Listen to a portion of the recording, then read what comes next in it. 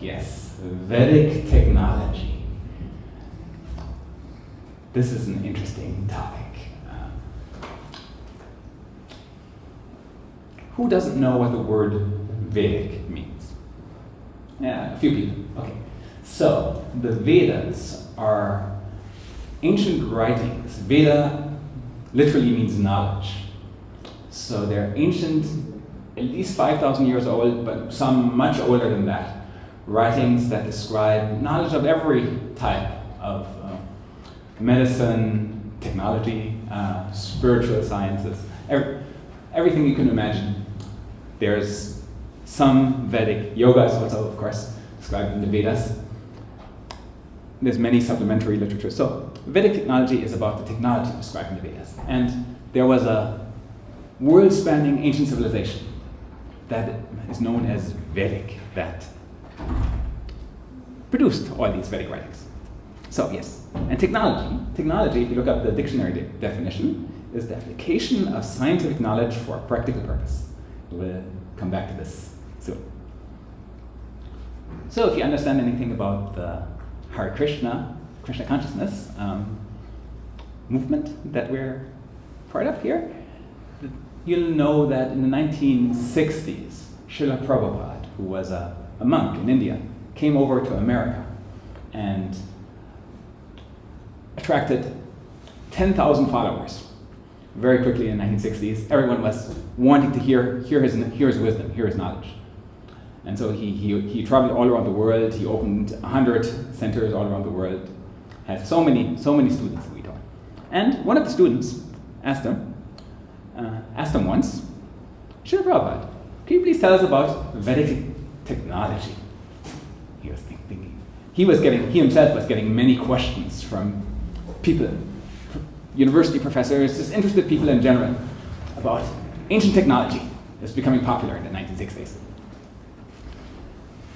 Books such as Chariots of the Gods have been published. Has anyone read this book? Oh yeah, a few people. More modern, this is 1960s, the first kind of ancient technology, ancient advanced civilization books. But more common nowadays is Graham Hancock's books, Fingerprints of the Gods, and of course, our very own Devamrita Swami, Searching for Vedic India. Who's read any of these books? Yeah, many more people have read some of these. So these books describe ancient technologies in various ways, and so naturally, someone as knowledgeable as Srila Prabhupada, a monk that studied for 50 years, super knowledgeable in all the ancient spiritual sciences.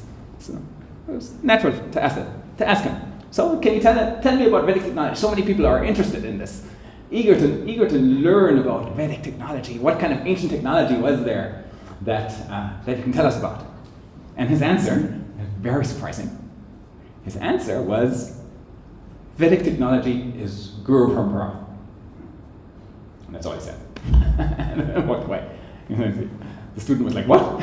What? I was expecting some more, Not just like Vedic technology is Guru Parampara. What does it even mean? So, and also when I heard this story, I was like, what? What I was expecting when asked about Vedic technology was something like the concept of sunya. Ancient technology. The concept of sunya means nothing. Zero. The concept of the number zero, anyone here studied mathematics, like at the university level? Yeah. So the concept of zero, is actually quite advanced, because zero doesn't actually exist in the world. Everything exists in the world. There's always something, there's not nothing. So the concept of nothing is really important in mathematics, and it's like the basis of imaginary numbers and everything. So you need, the concept of zero in mathematics is fundamental, and is quite an accomplishment to intellectually grasp that kind of thing. And that's there in the Vedas. That's there in like 5,000-year-old writings.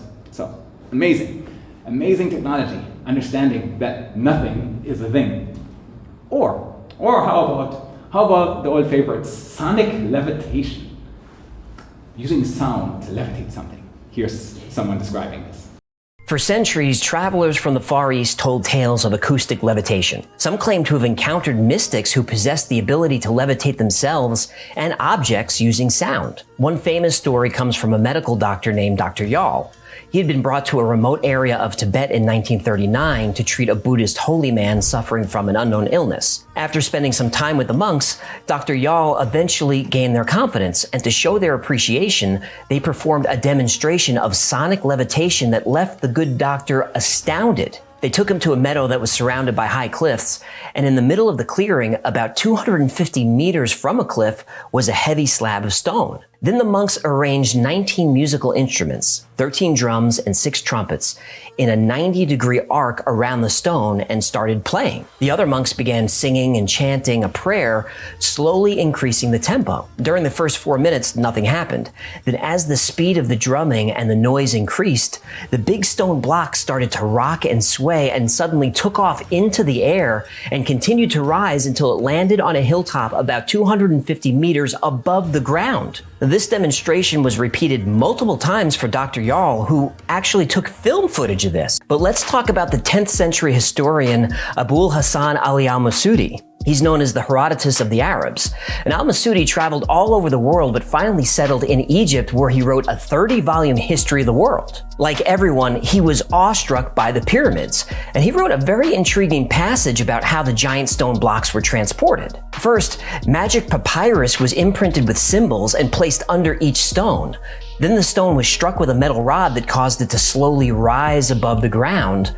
The stone then moved along a path that was paved with other stones and fenced in by metal poles. The stone traveled along this path for about 50 meters, then gently settled to the ground. And this process was then repeated over and over again until the builders had the stone exactly where they wanted it. Now, some believe metal poles could have been used to create high-frequency sound vibrations, which would have been responsible for creating the levitation effects.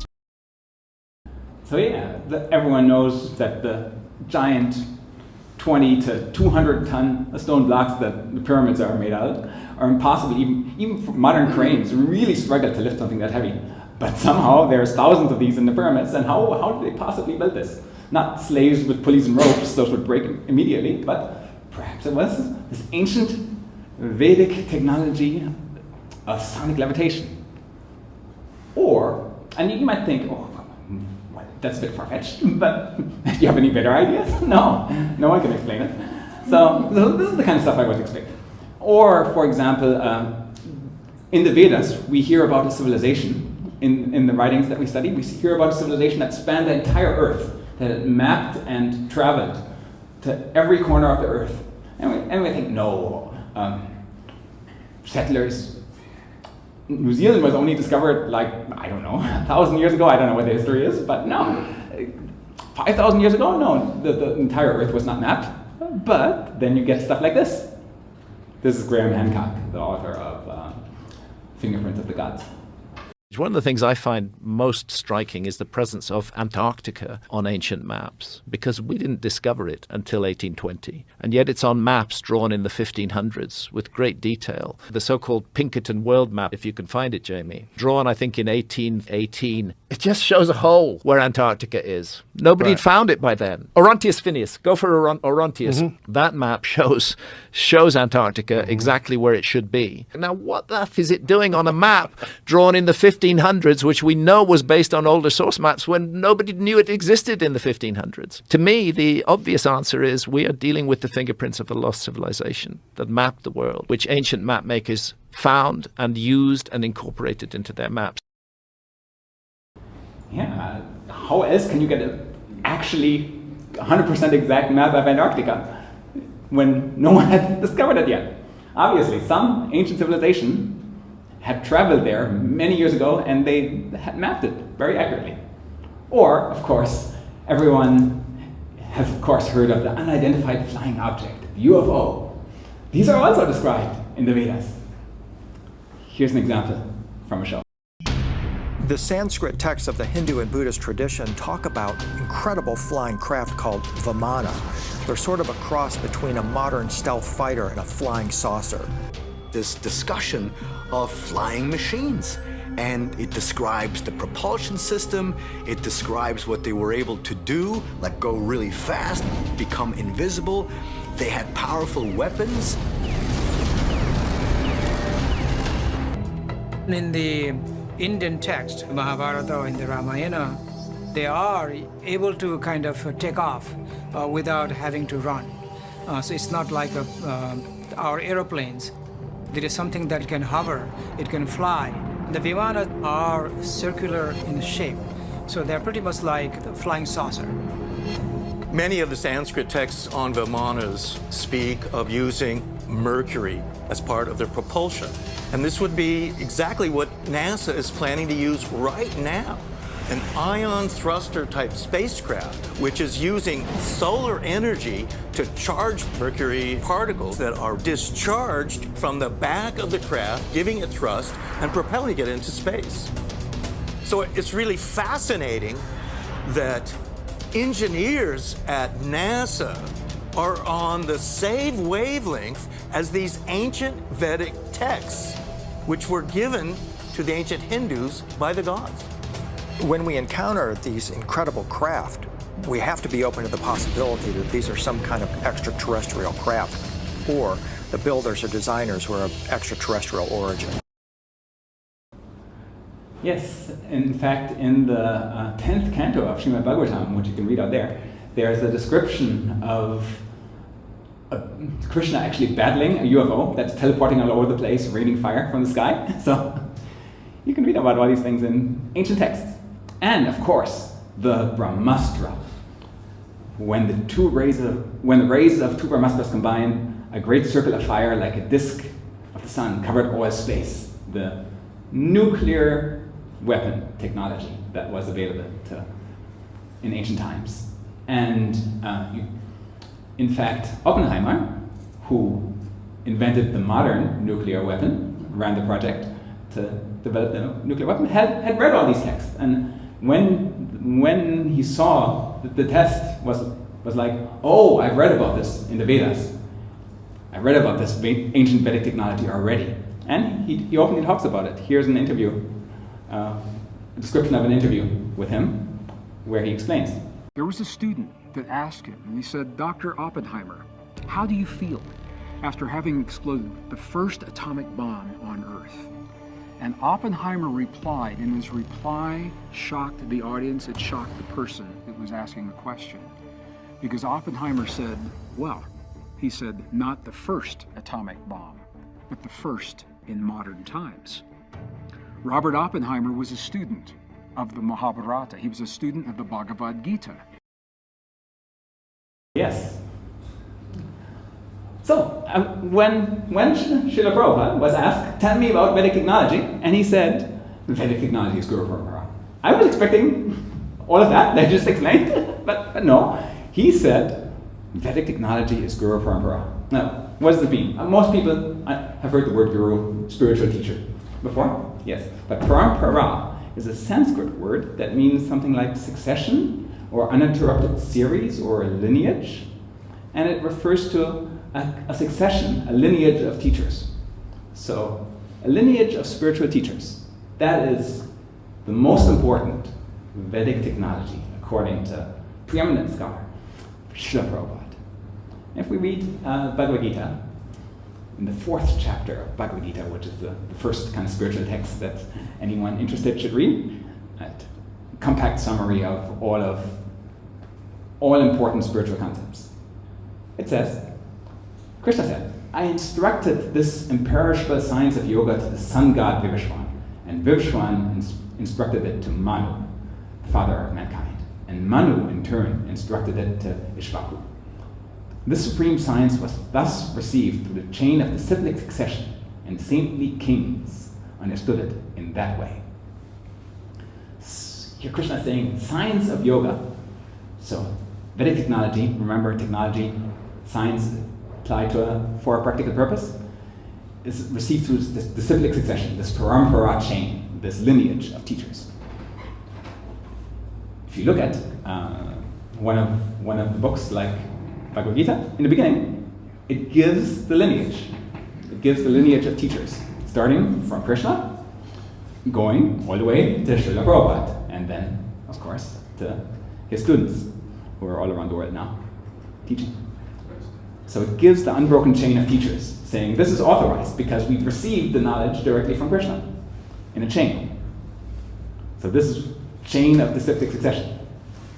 And then also talks about the science of yoga that was taught by Krishna originally to the sun god and so on. So science of yoga is this Vedic technology, the application of scientific knowledge to a practical purpose. So let's break that down. Scientific knowledge and practical purpose. And if we can show that we have scientific knowledge applied for a practical purpose, then we have this Vedic technology, the science of yoga, the Vedic technology, and understand that the real science of yoga is the civic succession, is this Guru Parampara. So, scientific knowledge, let's break it down. Again, in Bhagavad-gita, you read in the start of the 9th chapter that this knowledge is the king of education, the most secret of all secrets, it's the purest knowledge because it gives direct perception of the self by realization. And this is a really important concept. Gives direct perception of the self by realization. What that means is that it doesn't require religious belief, it doesn't require faith in science, it gives direct perception of the self by realization. You can directly experience what the self is. Anyone that applies the process correctly can experience by realization, can themselves fully realize by their own experience what the nature of the self is. Is it, am I this material body? Am I something else? Am I something spiritual? All those things can be directly experienced without needing any faith.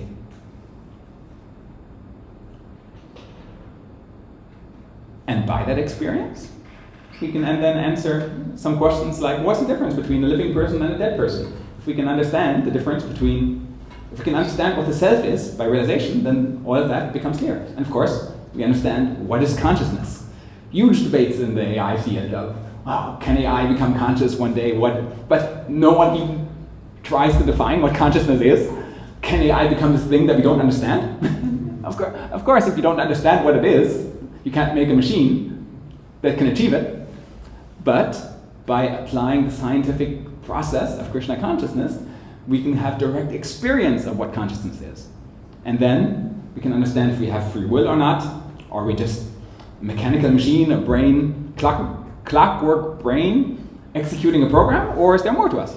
And why are we here? And how we experience time, all those things can be experienced by realization. And then the scientific knowledge directly experienced emerges from that process. So the ability to do that, far more important than building a UFO or something, as cool as it would be to actually build a UFO, but far more important to get answers to these kind of questions. And then what, okay, so you know all these things, then what practical purpose does all this achieve? Well, Srila Prabhupada explains this. And I found this quite, you can paraphrase this as Prabhupada saying, we're not against the advancement of material civilization, although it is suicidal. So what he actually said was, modern artificial necessities of life may seem to increase so-called comfort, but if you forget life's real aim, the so-called advancement of technology is suicide. So he's not against modern technology, and they do increase comfort, although they are suicidal. One example in my own field of AI here is that Jeffrey Hinton. Anyone heard of Jeff Hinton? No? He pretty much invented modern artificial intelligence. He's a professor, he's still alive. And he has said in a recent interview, I often say there's a 10 to 20% chance that for AI to wipe us all out. But there's hope that if enough smart people do enough research, with enough resources, we'll figure out a way to build them so they don't want to harm us.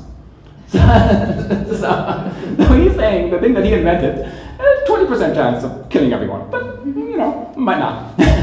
So when Srila Prabhupada says, so-called comfort, yeah, I can ask my phone to do stuff, and it's incredibly advanced AI, can write computer programs, but the inventor of the thing says, 20% chance it'll kill us all. This is like directly suicidal, yes? Most people would agree. So Srila Prabhupada is right by the own admission of the scientists that work on it. So the real practical purpose of the scientific knowledge in the Vedas, this true Vedic technology, is to understand that consciousness is different from the body, and to experience that, not just to understand it theoretically, but to to understand it practically. Like someone might theoretically know, yeah, smoking is bad for me, I get lung cancer, but still smoke, still do the smoking, right? But the realization of that knowledge is, no, I'm not going to smoke, because why would I? That doesn't make sense. So the theoretical knowledge of, oh yeah, sure, I theoretically understand that my consciousness is separate from my body is one thing, but then the actual realized knowledge, what's called in Sanskrit vijnana, to use that science of yoga to transform the desires of one's consciousness, to actually do different things in the world. The most simple thing is like, once someone starts chanting our mantras here, starts having the food, starts reading the Bhagavad-gita, extremely easy for that person to become vegetarian, lead a healthy lifestyle, stop drug use, smoking. Extremely easy. So the practical application of the scientific knowledge, of the understanding that consciousness is different from the body, by having the realized knowledge, not just the theoretical knowledge. That true transcendental knowledge, realized, is the true scientific, true manifestation of the scientific knowledge of the Vedas. So, in summary from Srila Prabhupada, he explains that Arjuna, he was a fighter. And he remained a fighter. Some people ask, do you need to give everything up then? Go live in the Himalayas somewhere? No. Arjuna was a fighter and he remained a fighter. But he changed his consciousness. We want that. We don't want to disturb the present condition of society. We are not against technology, although it's suicidal. No, we are trying to teach this Krishna consciousness to people. That is our goal. So people don't have to change their lifestyle. I'm head of AI at a software company. It's not like I have to give that up. It's just take that and something spiritual makes the material thing so much more worthwhile and so much more fun and adds meaning and purpose as well as happiness to the struggle of material existence. So, when Srila Prabhupada says Vedic technology is Guru Parampara, that indeed is the highest technology that can be achieved. And it is taught in an unbroken chain of teachers to everyone today, right here. So, if that's all I have for today. So, thank you very much. I'm happy to take some.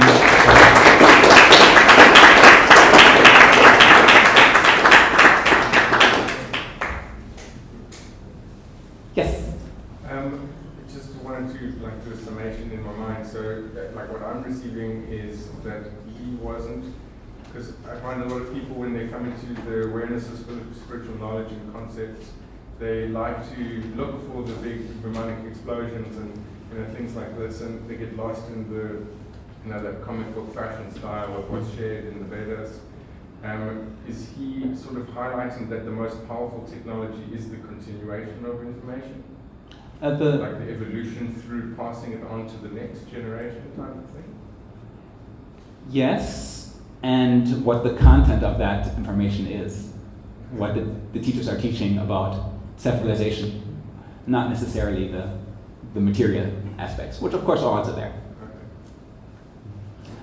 Also, I forgot to mention, there's a specific thing in Sanskrit verses. They all kind of rhyme in Sanskrit, and they have this meter to them. So one part of the Parampara process is learning the Sanskrit verses in their original Sanskrit, and if you make a mistake or add a word or move a word, the verse doesn't work anymore. And it's like anyone that's worked in computer programming and has done like a CRC code, a cyclic redundancy check, where when you save something to a computer storage device, it saves it a little check to make sure if the information is corrupted in some way, it can tell and knows if the information has been tampered with. So the Sanskrit language itself has that feature. So you know if the content of the verse has been changed by someone?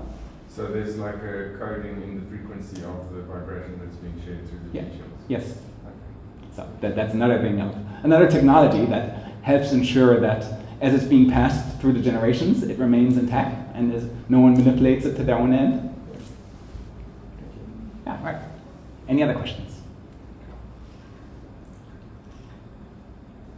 Oh yes, there in the back. You had a slide before with Krishna at the beginning and then Srila Prabhupada sort of like 35 names later. How come there's not more names on that slide? Ah, yes, good question. How come there's not more names? Like there should be thousands of, hundreds of thousands of names if you go back to Krishna. You go from Krishna to Brahma. Brahma is the architect of the universe, the first living being in the universe. Narada is one of his sons. Then you fast forward to Vyasadeva, 5,000 years ago. Narada Muni is still alive, and being the son of one of the creator of the universe, pretty much the architect of the universe. So this goes way into Krishna conscious teachings of history. So about 5,000 years ago, Vyasadeva met Narada Muni. Narada Muni came to him and explained this knowledge to Vyasadeva. And then Vyasadeva lived for a really long time meditating in a cave, and about 1,000 to 2,000 years ago explained it to Madhvacharya, and then you go chronologically to today of regular teachers. So you're skipping millions of years by people being still alive is the short answer, and being able to teach. Yes? At what point was the Vedic knowledge written into Yeah. At what point was it written? Partially to the explanation before, where we had the error checking mechanism. The Vedic knowledge used to be just spoken and remembered. People used to have, before computers and writing, people had much better memories because they had to.